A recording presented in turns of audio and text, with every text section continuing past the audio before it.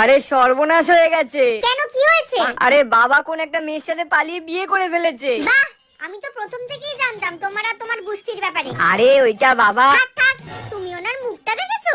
আমি তো জানতাম উনি কোনো না কোনো একদিন এরকম কিছু একটা করবে। আরে আমাকে বল। তুমি একবার ভেবে দেখো তো, লোক সমাজে এর কত বদনাম হবে। এসব মানুষদেরকে না ঘাড় ধাক্কা দিয়ে বাড়ি থেকে বার করে দেওয়া উচিত। এই মুখ সামলে কথা বল, আমি বলে দিচ্ছি তোমাকে। কি মুখ সামলাতে বলছো? যাও যাও, নিজের বাবাকে গিয়ে বলো গিয়ে।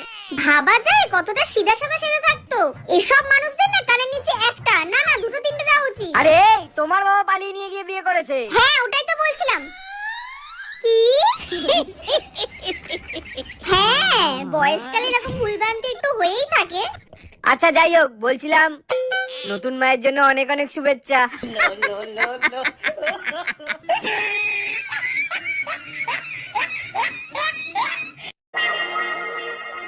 এই নাও, চাটা খেয়ে নাও। আমি চা ফা কিছু খাবো না, তুমি এক কাজ করো, তুমি নিজে জামা কাপড় গোছাও আর বেরাও এই বাড়ি দিয়ে। কি মাথা ব্যথা খারাপ হয়ে গেছে নাকি? সকাল সকাল কি মদ খেয়ে এসেছো?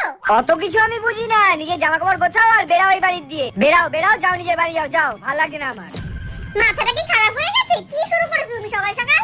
পাগল হয়ে গেছি, আমি পাগল হয়ে গেছি। আগে তুমি 100-200 টাকা চুরি করতে, এবার তো তুমি সীমাই পার করে দিয়েছো, 7,000 টাকা চুরি করে নিয়েছো। আমি চুরি করিনি তোমার টাকা। কোথা দিয়ে এলো? আমি নাকি ওনার টাকা চুরি করেছি? তোমার একটু লজ্জা করলো না? তোমার ভাই যেন কালকে আমাকে ফোন করেছিল, 7,000 টাকা ইমিডিয়েটলি দরকার। বেচারা কিভাবে টেনশন করছিল, আমি ভাবলাম 7,000 টাকা দিয়ে ওকে সাহায্য করে দিই। কিন্তু তুমি আমায় কোথায় কাউকে সাহায্য করতে দেবে? আমি তো নিজের ভাইকে সাহায্য করতে চাইছি না, তোমার ভাইকে সাহায্য করতে চাইছি। ও, টাকাটা তোমার ব্লু জিন্সের প্যান্টে ছিল, তাই না?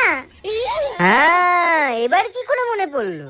আরে তুমি আমাকে এরম করে বলছো, আমি সারাদিন ঘরের কাজ করে হাঁপিয়ে যাই তো নাকি?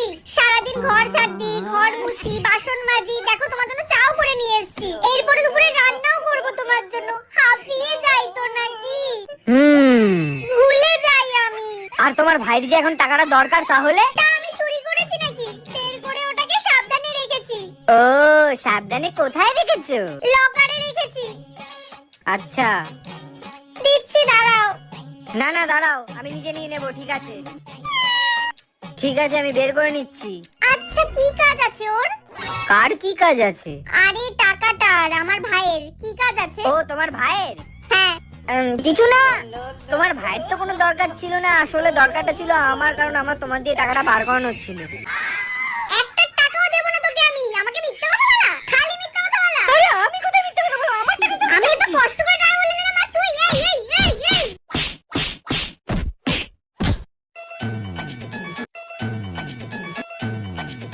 এ ভাই, বলছি তোর কাছে কিছু টাকা হবে রে?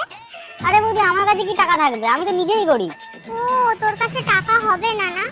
আসলে আমার বোনের কিছু টাকা লাগবে। আরে বৌদি, আগে বলো তো তোমার বোনের জন্য টাকা লাগবে। কত টাকা লাগবে বলো? কি করে? এ চুলকানির মলম বলবে। হাতে চুলকানি, পিঠে চুলকানি, গায়ে চুলকানি, আঙুলে চুলকানি, চুলকানি মলম লাগবে কারোর? ও দাদা। বলছি দাদা, এত কিছুর মলম থাকতে আপনি শুধুমাত্র চুলকানির মলমই কেন বিক্রি করেন? আরে বৌদি, চুলকানি হচ্ছে একটা গোপন রোগ। এই মলমে যদি কারোর নাও সারে, তাহলে সেটা সবাই গোপনই রাখবে। কি করে? ওই জন্য তো বৌদি আমি শুধু চুলকানির মলমই বিক্রি করি। নো রিস্ক, শুধু লাভ।